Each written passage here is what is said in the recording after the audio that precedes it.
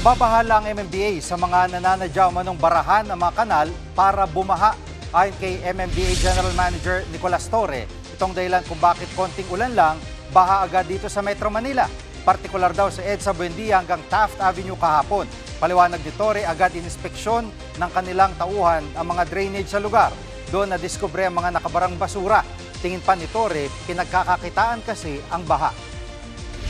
May nakikita naman tayo na may mga deliberate attempts talaga na yung ating mga drainage medyo sinasadyang barahan para pag may tutulak, may kikitain, which is a very, very Pero hindi naman sinasabi ko na lahat ay ganyan.